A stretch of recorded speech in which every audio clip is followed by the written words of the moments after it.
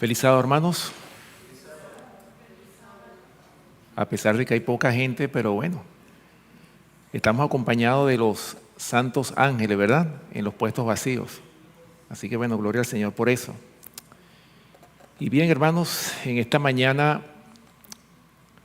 voy a continuar con esa serie de mensajes que he estado presentando porque es así como cuando el Señor le habla a uno y le dice la necesidad que hay.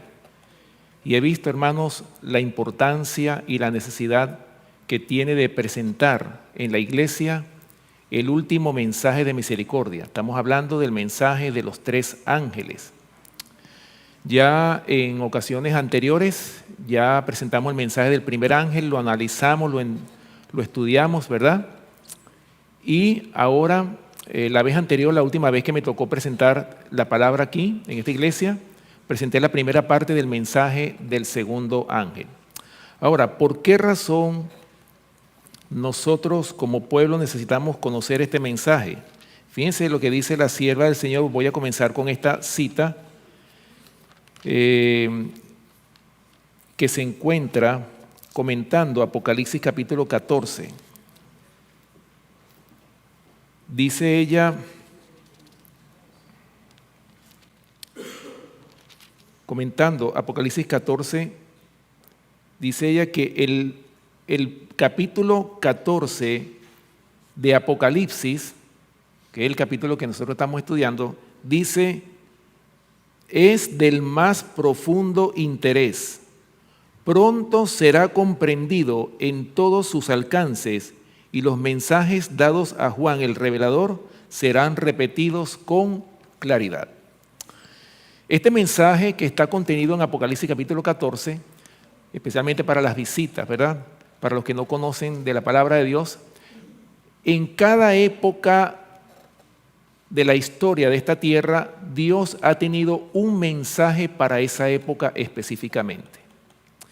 Y el mensaje que Dios le ha dado a su iglesia para estos últimos tiempos, para los tiempos que estamos viviendo, es el mensaje que se encuentra en Apocalipsis capítulo 14, versículos del 6 al 12. Esa es la amonestación final que el mundo necesita conocer.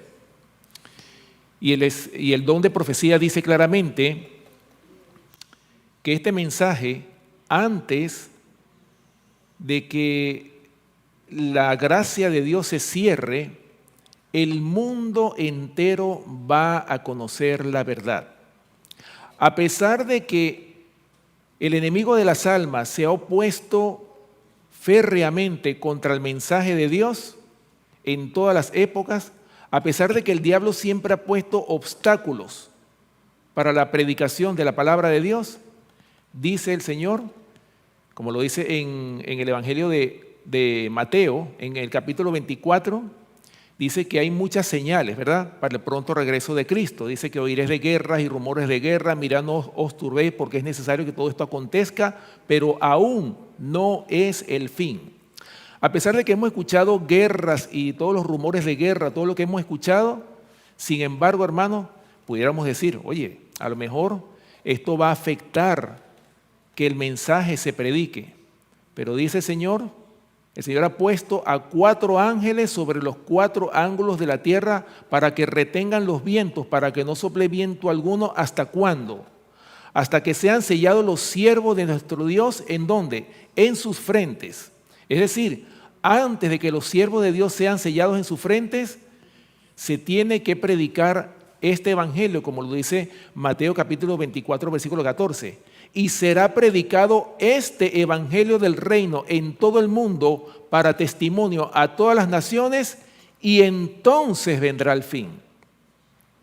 Es decir, hermanos, que el fin no va a venir si no se ha proclamado, si no se ha predicado este mensaje. Estamos hablando no solamente a nivel de nuestras iglesias. O sea, el mundo allá afuera necesita conocer lo que ha de acontecer en estos postreros días antes de que se cierre la gracia. Porque también aquellos que no conocen el evangelio, aquellos que no conocen de la palabra de Dios, el Señor le está dando una oportunidad para que ellos conozcan este mensaje. Y que para que cada quien tome una decisión, porque el evangelio no es forzado. Yo no puedo forzar a nadie para que crea. Nosotros presentamos el mensaje y esa persona o lo toma o lo deja. Pero cada quien tiene que tener la oportunidad de recibir la verdad. Y el don de profecía dice que a pesar de la oposición, dice que la verdad va a fulgurar, o sea, rayos de luz van a estar por todas partes. Y finalmente el evangelio eterno será predicado a toda nación, tribu, lengua y pueblo. Gracias al Señor por su poder, ¿verdad? Porque permite que este mensaje sea proclamado en el mundo entero. Y bien, como lo leyó nuestro hermano Adalberto, la lectura bíblica, vamos a la lectura bíblica primero que nada, ¿verdad? Que se encuentra en Apocalipsis capítulo 14 y vamos a estudiar en esta mañana el versículo 8. Quizás por el factor tiempo no lo estudiemos todo. Esta es la segunda parte que estoy presentando de este mensaje y quizás hay una tercera parte, es lo más seguro. Pero lo más importante de esto, hermanos, es que nosotros entendamos, como lo dice el don profético al principio, dice que este mensaje pronto se entenderá y a mí me llama mucho la atención esa declaración. ¿Será que nosotros no entendemos la palabra de Dios? ¿O será que nosotros no entendemos este mensaje que ha sido un mensaje de preparación para estos tiempos finales? Dice que pronto se entenderá, lo que significa que nosotros como iglesia debemos de hacer énfasis en la proclamación de este mensaje último de misericordia. Es decir, es el mensaje que nos identifica como pueblo de los últimos días. Bien, Apocalipsis capítulo 14, dice el versículo 8 lo siguiente. Otro ángel le siguió diciendo, ha caído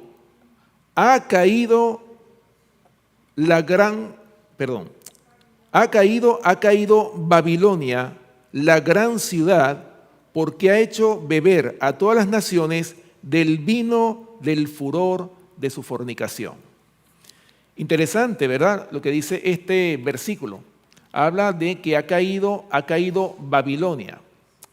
Ya nosotros habíamos hablado, o en esta iglesia conocemos lo que significa la palabra Babilonia, pero para las visitas, para aquellos que no conocen, ¿de dónde viene esta palabra Babilonia?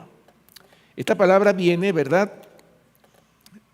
Hablando desde el punto de vista histórico, entendemos nosotros que al principio, acuérdense que la maldad era tan grande en este mundo que el Señor decidió destruir este mundo con un diluvio, ¿verdad? Eso lo sabemos. Y entonces, después que ocurrió el diluvio, que quedaron Noé, ¿verdad? Y sus 3 hijos y sus esposas, empezaron a repoblar la tierra.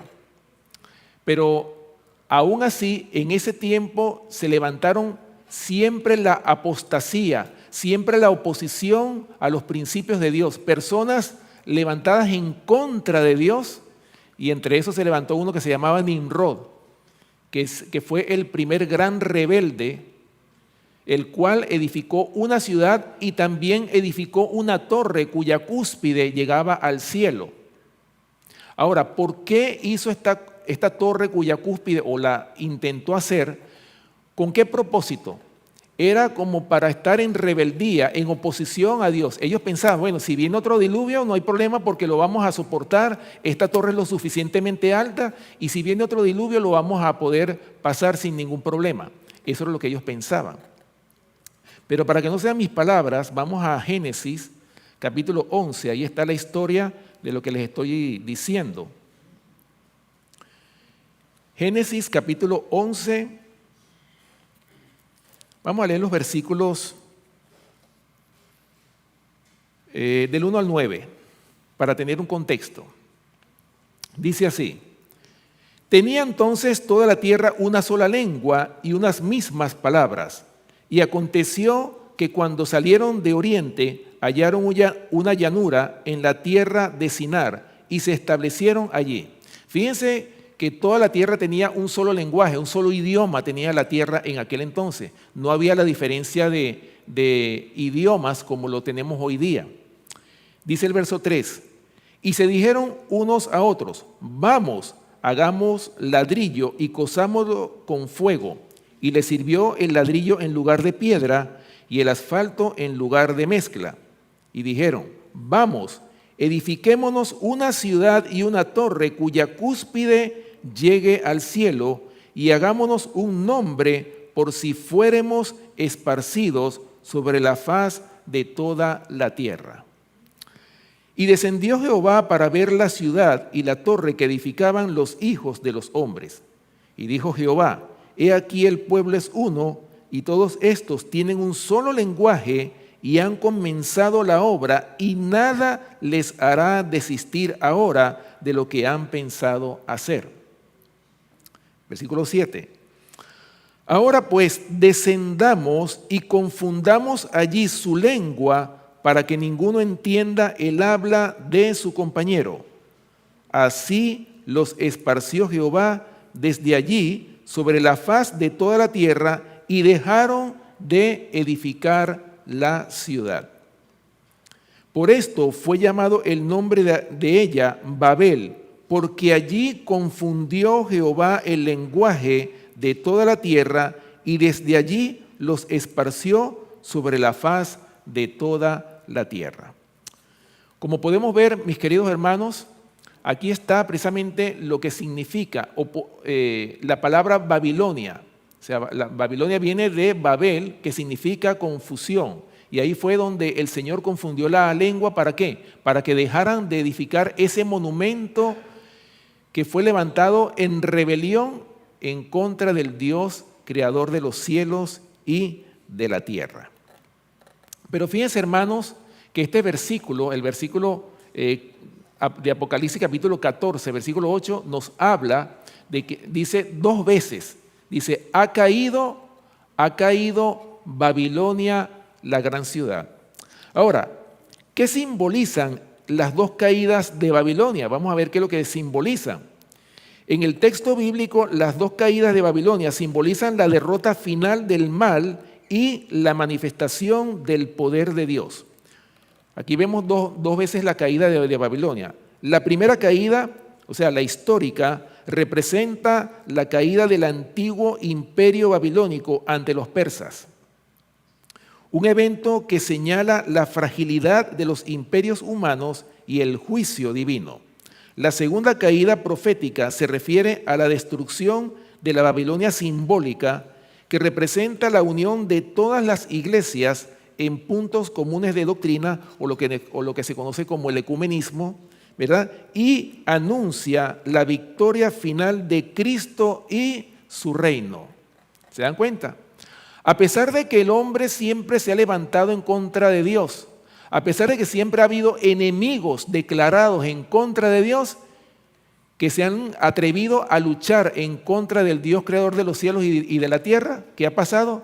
El Señor siempre ha ganado esas batallas, esa victoria la ha tenido el Señor. Fíjense, se han levantado, ¿cuántos imperios no se han levantado que se han opuesto en contra de Dios? El primero fue Babel, ¿verdad? La torre de Babel. Después Egipto, Asiria, Babilonia, Medo-Persia, Grecia, Roma imperial y ahora la Roma papal. Pero siempre el enemigo de las almas ha trabajado a través de imperios que ha levantado para levantarse en contra de Dios. Y escuchen lo que dice una cita del don profético en la Review and Herald. Escuchen lo que dice, hablando pues de este imperio de Babilonia, o sea, que es una confederación del mal, así lo dice esta cita. Dice: esta confederación nació de la rebelión contra Dios. Los moradores de la llanura de Sinar establecieron su reino para su exaltación propia, no para la gloria de Dios. Si hubiesen tenido éxito, o sea, ¿qué hubiese pasado si estos imperios del mal hubiesen triunfado sobre el bien? ¿Qué hubiese pasado? Si hubiesen tenido éxito, hubiera predominado un grandioso poder que hubiera desterrado la justicia e inaugurado una nueva religión. ¿Lo ven? O sea, ¿qué hubiese pasado si Dios hubiese permitido que estos imperios del mal, estas confederaciones del mal, hubiesen triunfado sobre el bien? hubiesen desterrado la justicia. Es decir, hermano, en otras palabras, no tendríamos ni siquiera el conocimiento de Dios. Eso hubiese pasado si Dios no hubiese intervenido.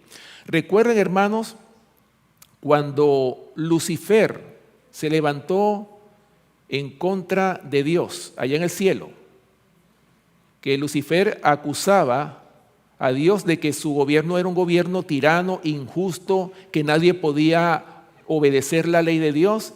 De eso acusaba Lucifer a Dios.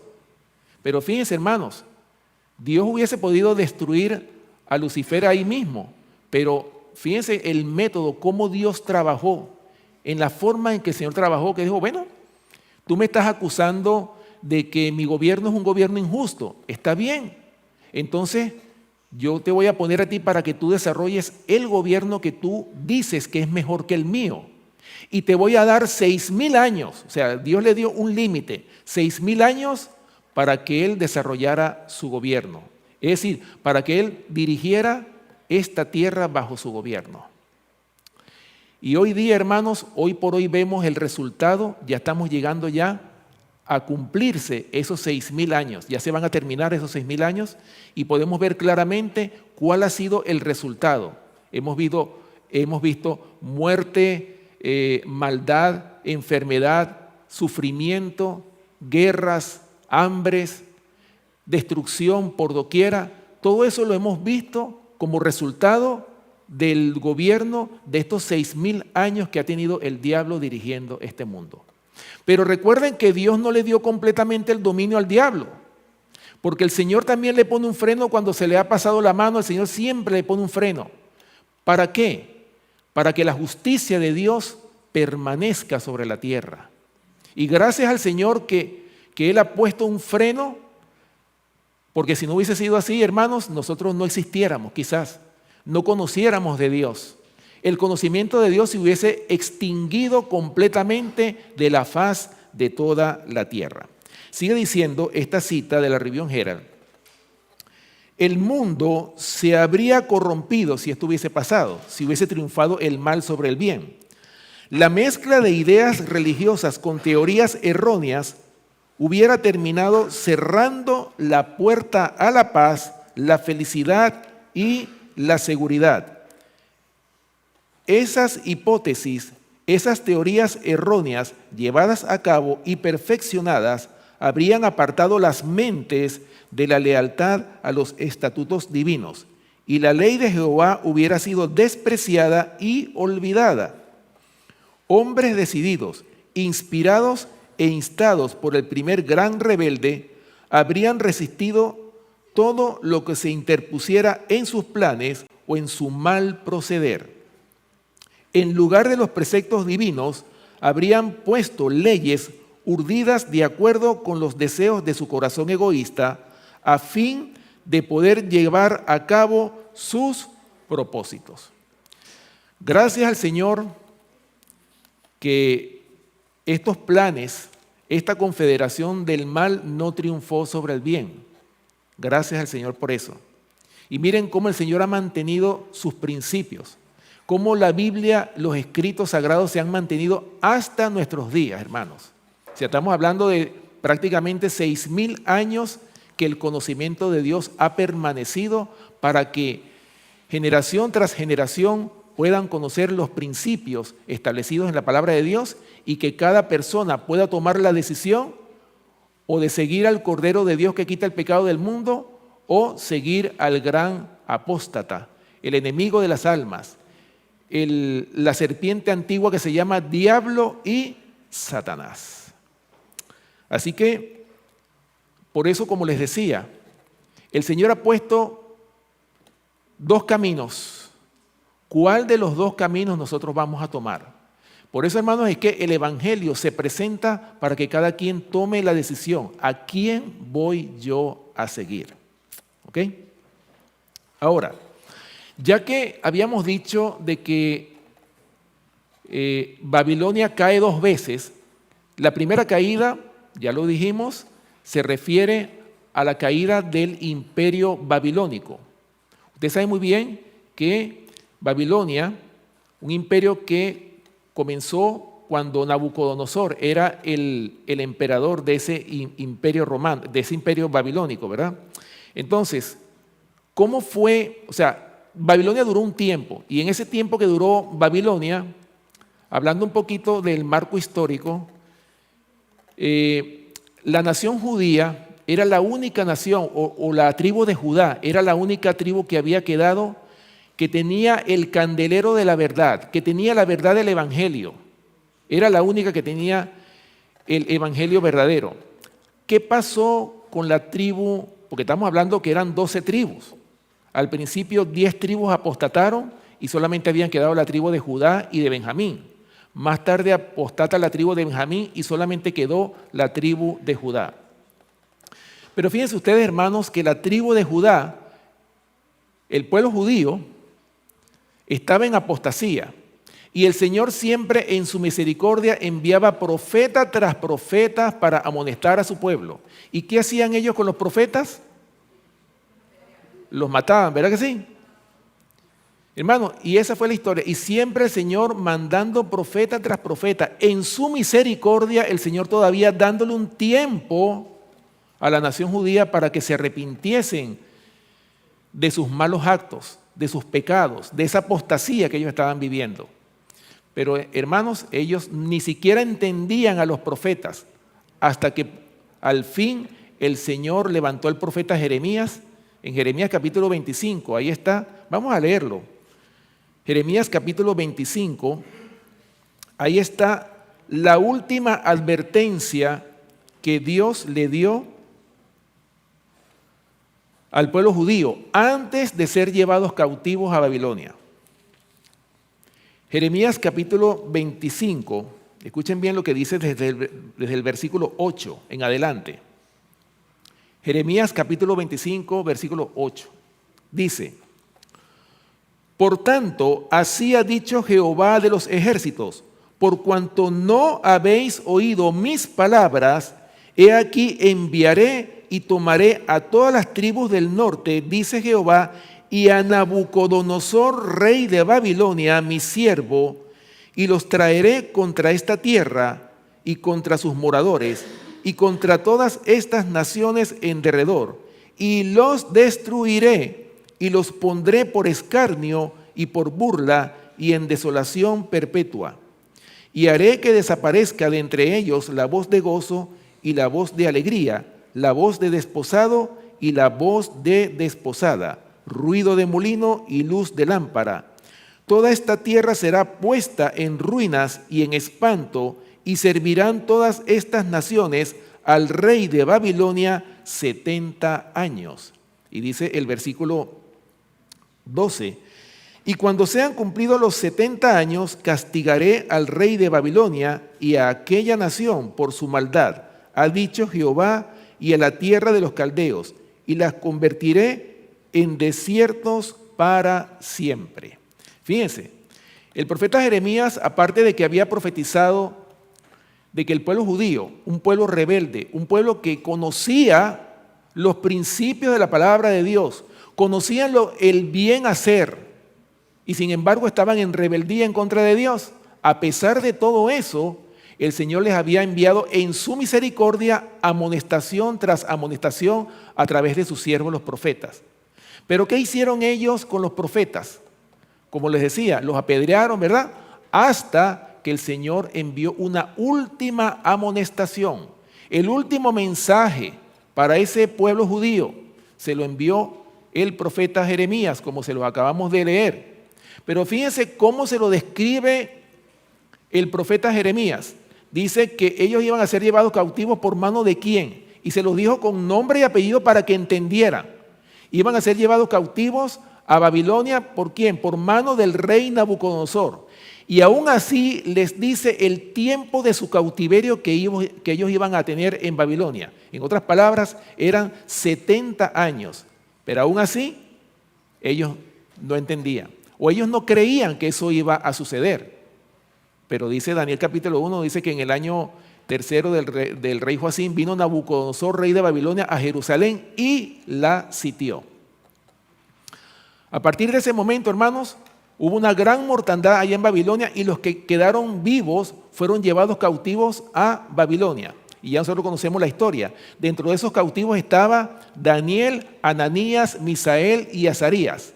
Eran de toda esa multitud que estaba en rebeldía, solamente esos 4 jóvenes fueron fieles a los principios que estaban establecidos en su palabra. Fueron jóvenes que se prepararon y estaban obedeciendo al Señor. Y habían sido educados de tal manera que cuando fueron llevados a esta tierra extraña, una tierra que ni siquiera, o sea, era de un lenguaje muy diferente al de ellos, sin embargo, hermanos, el testimonio poderoso que dieron esos 3 jóvenes hebreos y el profeta Daniel allá en Babilonia.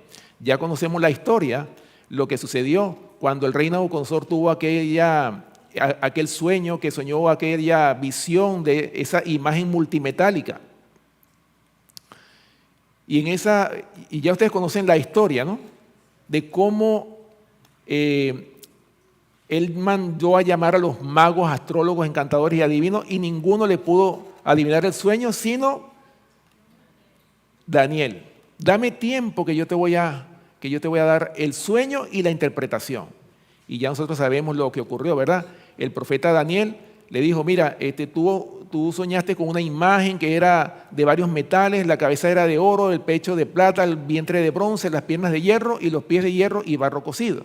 Y después de eso le dio la interpretación de cada una de esas partes. Tú eres esa cabeza de oro y después de ti se va a levantar otro reino. Pero a Nabucodonosor no le gustó eso. Y Nabucodonosor dice, pero ¿cómo? ¿Cómo es posible que que mi reino va a perecer? Eso es imposible, porque ellos se creían que iban a ser eternos.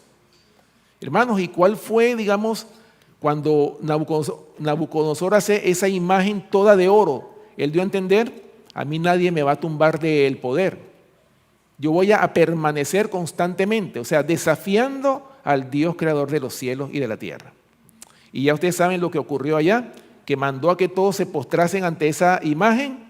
Solamente 3 jóvenes fueron los que rehusaron postrarse ante esa imagen y fueron echados al horno ardiente, un horno que él había preparado para que todo aquel que desobedeciese fuese echado en ese horno y se quemase.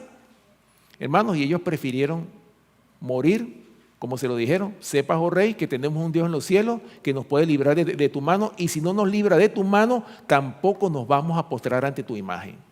O sea, ellos prefirieron, hermanos, morir antes de adorar esa imagen que el rey Nabucodonosor había levantado. Ahora, ¿cuál fue el gran milagro que hubo en ese momento? Cuando ellos fueron echados, hermanos, que fueron amarrados y todo, que fueron echados en ese horno ardiendo, que el rey Nabucodonosor ve, pero bueno, ustedes no echaron 3 personas, yo veo 4, y el cuarto es semejante al Hijo de los dioses. Hermanos, y ellos cuando sacaron a esos hombres, que ellos vieron que ni siquiera olor a humo había en sus ropas, no se habían quemado, se estaban paseando en el fuego. Hermanos, eso fue la evidencia poderosa para que Nabucodonosor creyera en la religión de Daniel, Ananías, Misael y Azarías. Por eso es que Babilonia es representada por esa cabeza de oro. Pero fíjense bien lo que pasó. Eso fue en los tiempos del rey Nabucodonosor. Después vino el hijo del rey Nabucodonosor a gobernar a Babilonia y posteriormente el nieto, o sea, Belsasar. ¿Qué ocurrió en los tiempos del rey Belsasar o cómo fue predicha la caída de la Babilonia antigua? Bueno, vamos a verlo. Hay varios versículos que nos hablan de esa predicción, o sea, cómo se predijo la destrucción o la caída del imperio de Babilonia. Isaías capítulo 13, versículo 19. Isaías capítulo 13, versículo 19 dice lo siguiente: y Babilonia, hermosura de reinos y ornamento de la grandeza de los caldeos, será como Sodoma y Gomorra a las que trastornó Dios. ¿Lo ven? O sea, el profeta Jeremías estaba profetizando mucho antes de que esto ocurriera, de que Babilonia iba a ser destruida, iba a quedar como Sodoma y Gomorra a las que trastornó Dios. Otro versículo que también nos habla de cómo fue predicha la caída o la destrucción de Babilonia, aquí mismo el mismo profeta Isaías en el capítulo 21, versículo 9, también nos habla con palabras similares. Isaías capítulo 21, versículo 9, dice: y he aquí vienen hombres montados, jinetes de 2 en 2. Después habló y dijo: cayó Babilonia, y todos los ídolos de sus dioses quebrantó en tierra. ¿Lo ven? Prácticamente las mismas palabras. Pero no solamente el profeta Jeremías, profeta de la caída de Babilonia, también el profeta Jeremías también lo profetizó. Jeremías capítulo 51, versículos del 6 al 9. Jeremías capítulo 51, versículos del 6 al 9. Dice: huid de en medio de Babilonia y librad cada uno su vida, para que no perezcáis a causa de su maldad, porque el tiempo es de venganza de Jehová, le dará su pago. Copa de oro fue Babilonia en la mano de Jehová, que embriagó a toda la tierra. De su vino bebieron los pueblos, se aturdieron por tanto las naciones. Versículo 8. En un momento cayó Babilonia y se despedazó. Gemid sobre ella, tomad bálsamo para su dolor, quizá sane. Curamos a Babilonia y no ha sanado. Dejadla y vámonos cada uno a su tierra, porque ha llegado hasta el cielo su juicio y se ha alzado hasta las nubes. ¿Lo ven? Así que estos dos profetas fueron los que más predijeron que Babilonia iba a ser destruida, cosa que el mismo rey Nabucodonosor nunca aceptó. Él creía que era eterno, ¿verdad? Como lo habíamos mencionado. Ahora, hermanos, ¿qué hizo el último rey de Babilonia? Estamos hablando, por supuesto, del rey Belsasar, antes de la caída. O sea, ¿qué fue lo que pasó esa noche? Ustedes saben muy bien, Daniel capítulo 5 describe lo que hizo este rey Belsasar. Recuerden que cuando Nabucodonosor había invadido a Jerusalén, no solamente se llevó a los que sobrevivieron en esa guerra, en esa invasión, sino que también se llevó los utensilios de oro. Estamos hablando los utensilios del santuario. Esos fueron llevados a Babilonia y Nabucodonosor los tenía guardados. Pero ¿qué pasó y qué hizo el rey Belsasar? Vamos a Daniel capítulo 5 para que ustedes vean lo que ocurrió esa última noche, esa noche en que se estaba haciendo ese banquete, esa fiesta. Daniel capítulo 5, versículos del 1 al 5. Escuchen bien lo que dice aquí el profeta Daniel. Dice: el rey Belsasar hizo un gran banquete a 1000 de sus príncipes y en presencia de los 1000 bebía vino. Belsasar, con el gusto del vino, mandó que trajesen los vasos de oro y de plata que Nabucodonosor, su padre, había traído del templo de Jerusalén, para que bebiesen en ellos el rey y sus grandes, sus mujeres y sus concubinas. Entonces fueron traídos los vasos de oro que habían traído del templo de la casa de Dios que estaba en Jerusalén, y bebieron en ellos el rey y sus príncipes, sus mujeres y sus concubinas. Bebieron vino y alabaron a los dioses de oro y de plata, de bronce, de hierro, de madera y de piedra. En aquella misma hora aparecieron los dedos de una mano de hombre que escribía delante del candelero sobre lo encalado de la pared del palacio real. Y el rey veía la mano que escribía. Imagínense ustedes, hermanos, la escena, ¿verdad? En ese momento ellos estaban, ¿qué era lo que estaba haciendo el rey Belsasar? Fíjense bien, hizo un tremendo banquete, habían muchísimas personas en ese lugar. También estaban con sus mujeres, sus concubinas, que eran varias, y también con todos los hombres que pertenecían al gobierno de Babilonia en ese momento. Todo su personal de gobierno estaba metido en esa fiesta.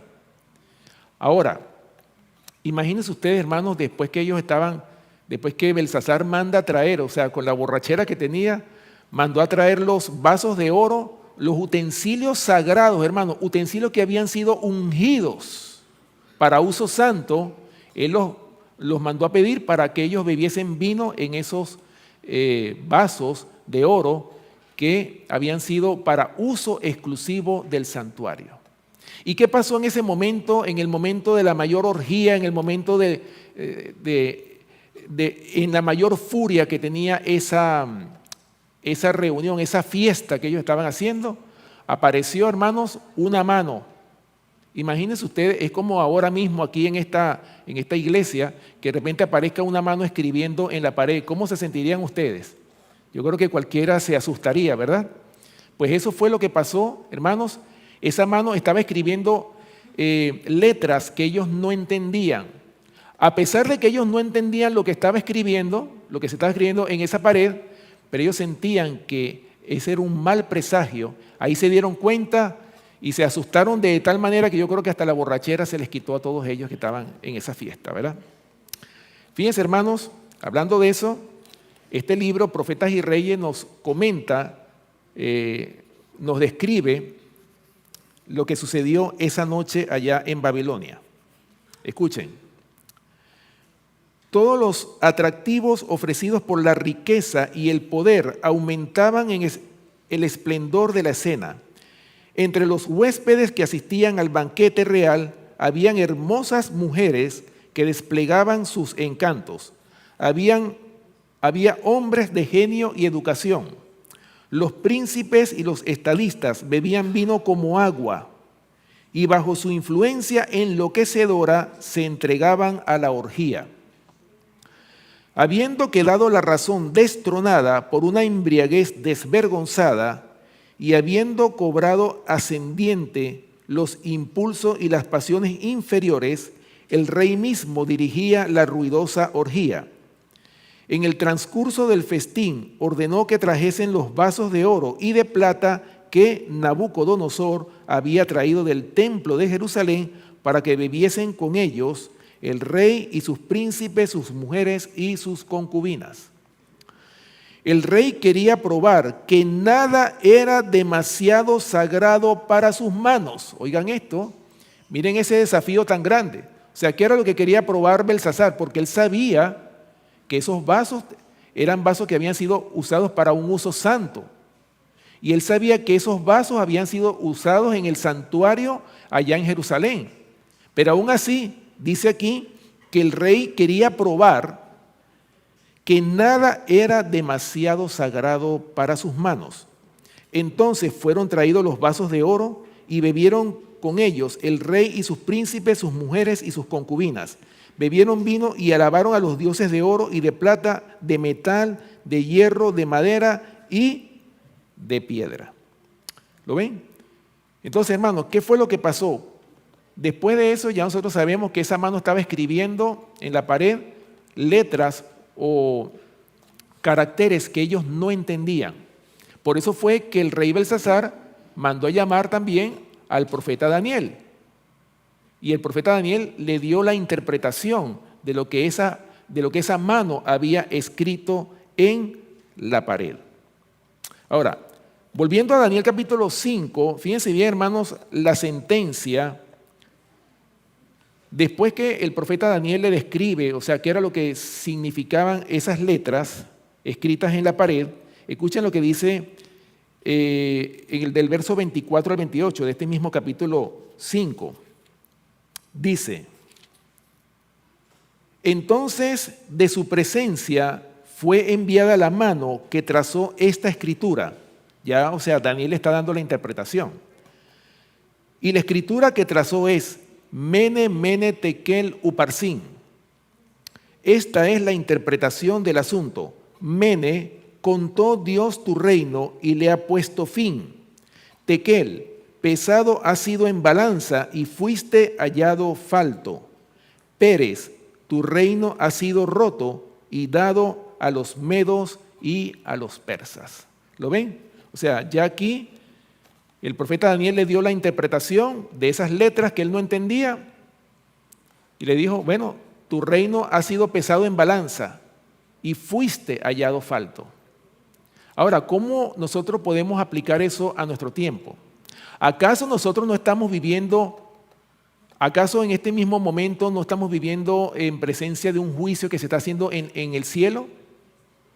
¿Acaso nosotros no entendemos que nuestros casos están siendo pesados en las balanzas del cielo para ver qué hemos hecho bueno y qué hemos hecho malo? ¿Qué es lo que más pesa, si las buenas obras pesan o las malas obras de lo que hemos hecho?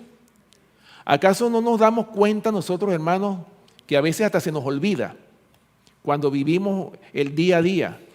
Hermano, todos los días de nuestra vida está siendo escrito en los libros del cielo todo lo que hacemos. No solamente lo que hacemos, lo que decimos, lo que pensamos, las intenciones del corazón, todo está siendo escrito en los libros del cielo. Y por esa razón es que hoy por hoy el Señor siempre nos amonesta en su palabra para que dejemos de hacer lo malo. Si queremos la salvación, si queremos ser salvos, mis hermanos, tenemos que someternos a los principios de Dios o no vamos a ser salvos, así de sencillo. ¿Cuántos hay de que han conocido la palabra de Dios, pero no viven de acuerdo a la palabra de Dios?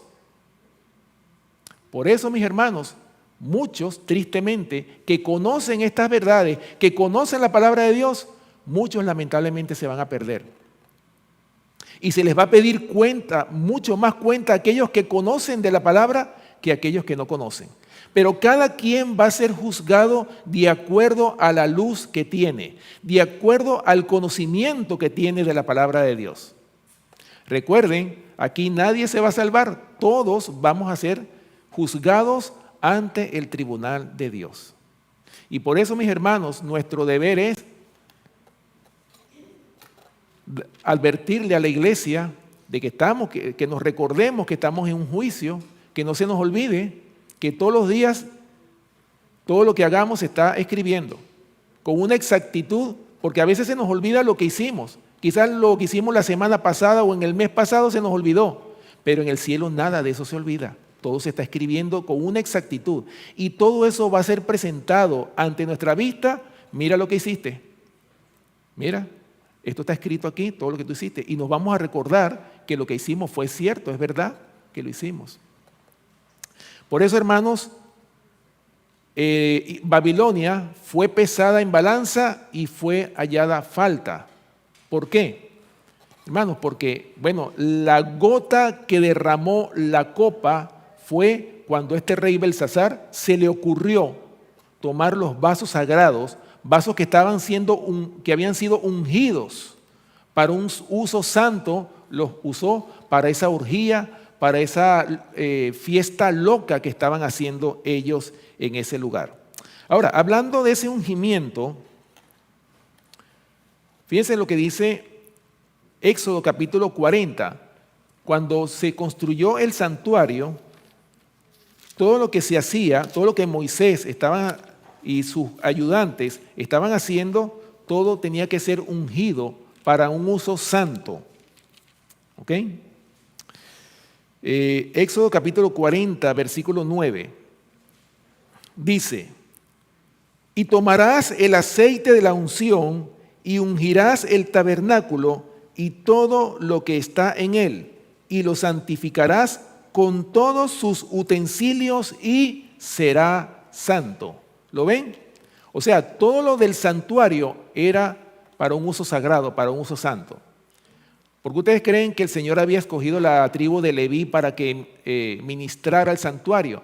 Era la única que tenía la autorización, no solamente para ministrar dentro del santuario, sino que cuando ellos tuviesen que desplazarse de un lugar a otro en el desierto, la tribu de Leví era la única autorizada para cargar con todo el mobiliario del santuario. Eran los únicos que estaban autorizados para hacer eso.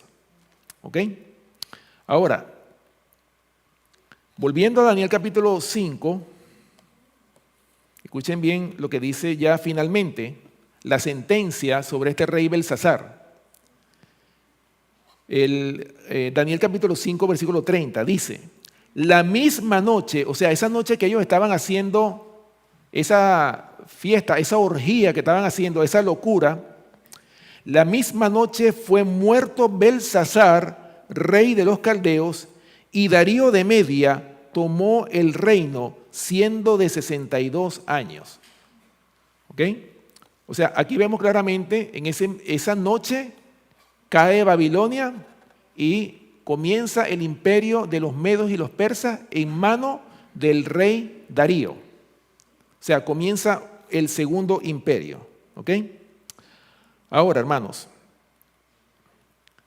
en los tiempos del rey Nabucodonosor, el evangelio del reino fue predicado en Babilonia y Nabucodonosor fue traído al conocimiento y a la adoración del verdadero Dios. Lo que les decía hace rato. El rey Nabucodonosor, cuando vio ese gran milagro de que estos tres jóvenes ni siquiera olor a humo o a fuego tenían en sus ropas, él se quedó impresionado. Pero fíjense, hermanos, cómo en el capítulo 4 del libro de Daniel, fíjense las palabras, cómo habla este rey. Ya este rey había sido tocado, este rey había conocido esta religión de Daniel, Ananías, Misael y Azarías. Fíjense bien cómo escribe, cómo habla Nabucodonosor en el capítulo 4, después de ese gran milagro de la imagen que él había hecho en el capítulo 3. Dice, Nabucodonosor, rey, a todos los pueblos, naciones y lenguas que moran en toda la tierra, paz os sea multiplicada. Fíjense, estas son palabras de Nabucodonosor. Estas palabras no las dicen los mundanos. Estas palabras las dicen todo aquel que ha conocido al Señor. ¿Acaso este no es el mismo saludo de los apóstoles, del apóstol Pablo en sus cartas? Gracia y paz os sea multiplicada. Y fíjense que son las mismas palabras que está hablando el rey Nabucodonosor, porque ya él tenía conocimiento del Dios creador de los cielos y de la tierra. Bien, hermanos, entonces, esta fue, dicho en pocas palabras, la caída de la primera Babilonia, o sea, de la Babilonia imperial. ¿Ok? Ahora, porque dice, ha caído Babilonia. Ahora, la segunda caída de Babilonia se refiere a la Babilonia espiritual. Ya estamos hablando que en estos tiempos que nosotros estamos viviendo, hermanos, estamos viendo cómo todas las iglesias, y muchas noticias hay de cómo se están uniendo todas las iglesias en puntos comunes de doctrina, uniéndose todas las iglesias, incluyendo la iglesia católica, todas se están uniendo para formar una sola religión. Ahora, se están uniendo en puntos comunes de doctrina. ¿Y ustedes creen, hermanos, que esos puntos comunes de doctrina son puntos que están en la verdad? ¿Será que se va a exaltar la verdad? ¿O qué es lo que se está exaltando realmente? Porque muchas personas piensan, bueno, si se están uniendo todas las religiones, por fin vamos a tener una sola religión y no vamos a tener tantas religiones porque hay una confusión. La gente dice, bueno, ¿a qué iglesia voy a ir yo si hay tantas iglesias? Pero para el mundo eso va a ser una victoria. Para el mundo eso va a ser una buena noticia, que todas las iglesias se unan en puntos comunes de doctrina. Van a decir, bueno, ¿para qué tantas religiones? Con una sola religión basta. Pero hermanos, ¿cuál va a ser la verdadera religión? La verdadera religión es aquella que guarda los mandamientos de Dios y tiene el testimonio de Jesucristo. Esa es la verdadera religión. Todo aquello que no se someta a esto es una falsa religión. Por eso, mis hermanos, todas estas iglesias que se están uniendo en puntos comunes de doctrinas, tristemente van a exaltar la falsa religión.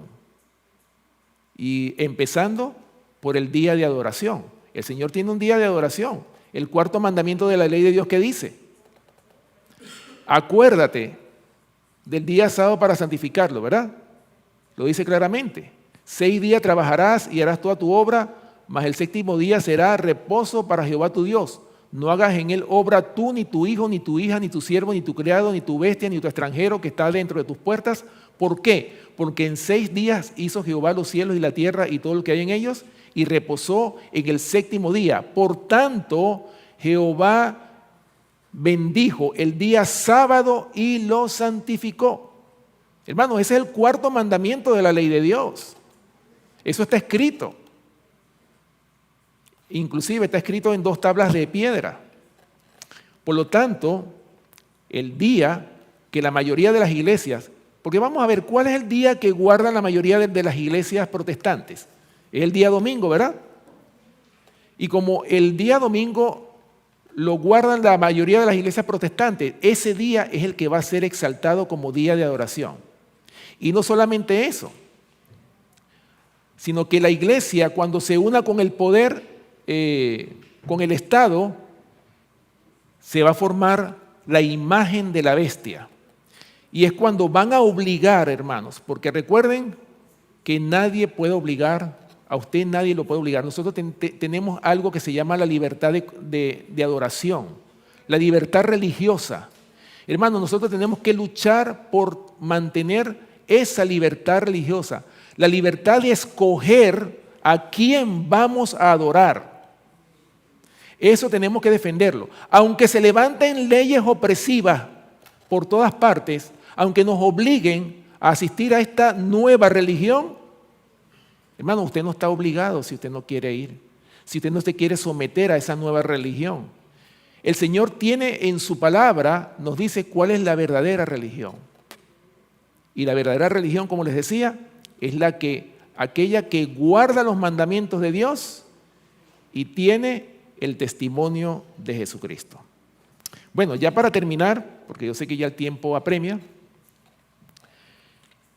hablando de la caída de la Babilonia espiritual, vamos a buscar en nuestras Biblias Apocalipsis capítulo 18.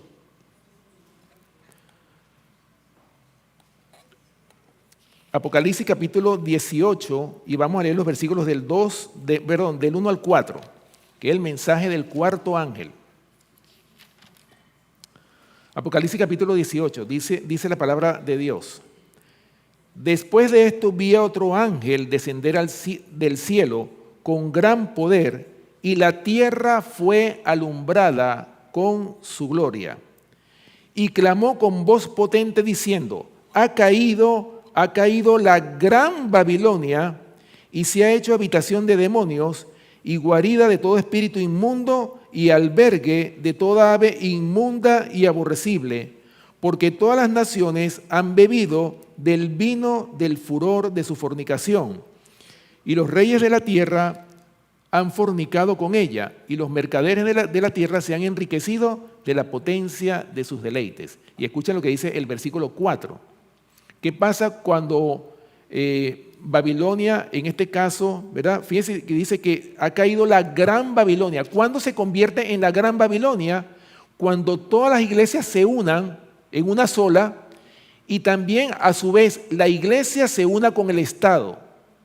Cuando eso ocurra es que se forma la gran Babilonia, pero aún así la gran Babilonia también va a caer, como lo dice aquí, ¿verdad? Ha caído la gran Babilonia. ¿Por qué? Porque se ha hecho habitación de demonios y guarida de todo espíritu inmundo y albergue de toda ave inmunda y aborrecible. Por eso es que en el versículo 4 el Señor manda a su pueblo ¿a qué? A salir de Babilonia. Escuchen lo que dice el versículo 4.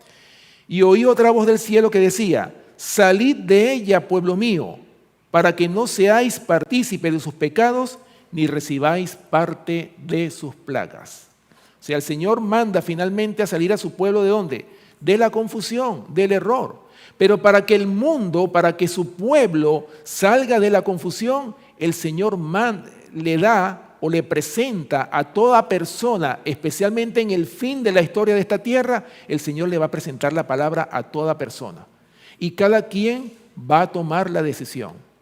Pero primero, antes de que Dios actúe, como lo dice Amós capítulo 3, versículo 7, antes de que Dios actúe, manda su advertencia, porque no hará Jehová el Señor nada sin que revele sus secretos a sus siervos los profetas. O sea, primero el Señor advierte antes de que proceda, antes de que actúe. el Señor nos advierte de qué es lo que Él va a hacer. Por eso es que la Biblia, la palabra de Dios está escrita por profetas, por hombres que fueron inspirados por el Espíritu Santo. O sea, la Biblia, el autor de la Biblia es Dios. ¿Por qué? Porque Dios ha inspirado a sus siervos los profetas para que escriban la palabra de Dios. Y por esa razón, hermanos, es que vemos nosotros una coherencia. La Biblia no se contradice. Los únicos que nos contradecimos somos nosotros. Por eso es que cuando nosotros no entendamos la palabra de Dios, ¿qué tenemos que hacer? Hermanos, pedir sabiduría, ¿sí o no? Para poderla entender. Y entenderla de acuerdo a como Dios se la dio a sus siervos, los profetas. ¿Ok? Bien, ya para concluir con estos versículos, ¿qué pasa cuando una iglesia o congregación rechaza el mensaje de la verdad que el Señor le envía a través de sus siervos? Hermanos, el rechazo de la verdad trae confusión y confusión es Babilonia. Primera de Timoteo capítulo 4 versículo 1 nos habla, el apóstol Pablo, inspirado por el Espíritu Santo,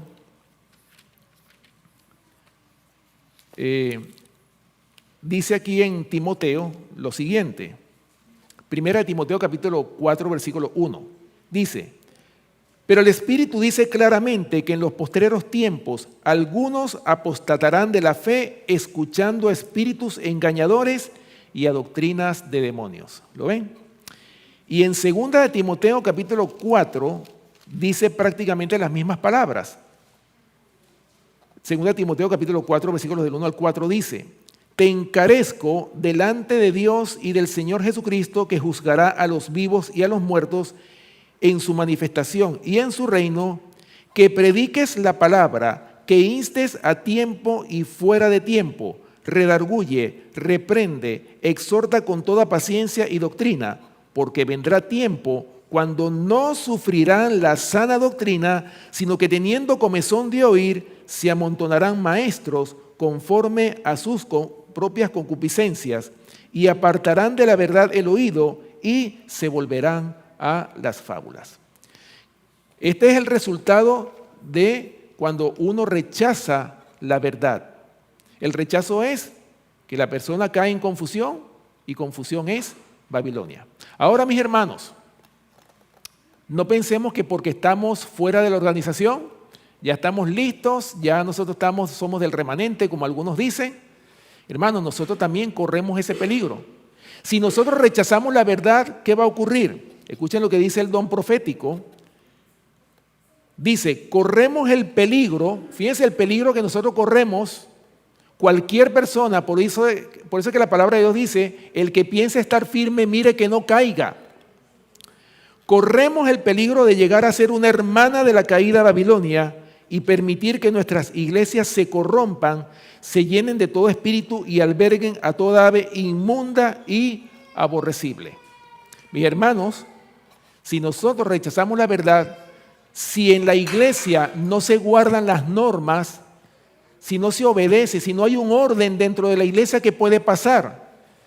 La iglesia se puede convertir en una sinagoga de Satanás, así lo dice Apocalipsis capítulo 2 y Apocalipsis capítulo 3. Por eso, mis hermanos, nosotros tenemos que ser vigilantes en que en nuestras iglesias se cumplan los principios que están establecidos en la palabra de Dios, para no correr el peligro de llegar a ser una hermana de la caída Babilonia. Hermanos, Babilonia está cayendo, pero ojalá que nosotros como iglesia no caigamos también en ese mismo grupo, no entremos en ese mismo saco donde la mayoría de las religiones tristemente han caído. El Señor tiene un pueblo fiel, un remanente que no va a doblar sus rodillas ante Baal. Por eso, ¿contra quiénes, hermanos, va a ser la ira del dragón o la ira del diablo? Apocalipsis capítulo 12, versículo 17 lo dice. Dice que el dragón se llenó de ira contra la mujer y se fue a hacer guerra contra el resto de la descendencia de ella. ¿Quiénes son ellos? Los que guardan los mandamientos de Dios y tienen el testimonio de Jesucristo. Ojalá, mis queridos hermanos, que nosotros formemos parte de ese pueblo, que no nos olvidemos que los días están pasando, que cada día un día menos en nuestra preparación para el reino de los cielos. Y ojalá, mis queridos hermanos, que antes de que eso ocurra, antes de que llegue el fin de la historia de esta tierra, nosotros hayamos recibido el sello del Dios vivo en nuestra frente y que podamos exclamar como Pablo: he acabado la carrera, he guardado la fe, por lo demás me está guardada la corona de vida, el cual me dará el Señor juez justo y santo, y no solo a mí, sino a todos aquellos que aman su venida. Ojalá, hermanos, que tú y yo estemos en ese grupo de aquellos que aman su venida realmente y que estemos, hermanos, afianzados en la verdad y que recibamos el sello del Dios vivo en nuestras frentes para gloria de Dios. Señor les bendiga, hermanos.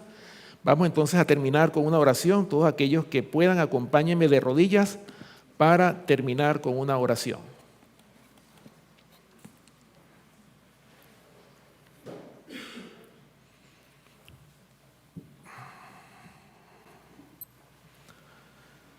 Amante Padre que moras en los cielos, Señor, estamos agradecidos por tu palabra, porque tú nos amonestas, porque tú, Señor, siempre nos adviertes del peligro que corremos cada uno de nosotros. Señor, ayúdanos a que nosotros no nos apartemos de ti, que siempre estemos unidos a ti a través de tu palabra, que estemos unidos a ti, Señor, cumpliendo cada principio que está establecido en tu palabra. Señor, ayúdanos a que podamos escudriñar tu palabra, pero estar afianzados en esta verdad que una vez fue dada a los santos. Y que nosotros, Señor, aparte de vivir esta verdad, podamos ser un testimonio poderoso para que otros también puedan llegar al conocimiento de la verdad. Que otros también puedan conocer estos principios, estas verdades que están en tu palabra, y que el mundo te pueda conocer y que pueda tomar la decisión, porque sabemos que es un pequeño remanente el que va a tomar la decisión de seguir al Cordero de Dios por donde quiera que va. Pero que nosotros, Señor, cumplamos con el propósito de dar al mundo este último mensaje de misericordia. Gracias, Señor, por tu palabra. Acompáñanos, Señor, cada día. Permite, Señor, que ya que falta poco tiempo para que tú vengas, que podamos estar preparados para tu venida y que ese día podamos decir: he aquí, este es nuestro Dios, le hemos esperado y Él nos salvará. Gracias, Señor, por tu palabra y por tus bendiciones. Bendice los alimentos que hemos de compartir a continuación y acompáñanos en este día de sábado, Señor, que podamos guardarlo conforme a como lo dice tu palabra. Y permite que podamos gozarnos en tu palabra en este día y que tu presencia no se quite de cada uno de nosotros. Gracias por tu palabra, Señor. Gracias por tus bendiciones, porque te lo pedimos todo en el nombre y por los méritos de nuestro amante Salvador, Cristo Jesús. Amén. Dios les bendiga.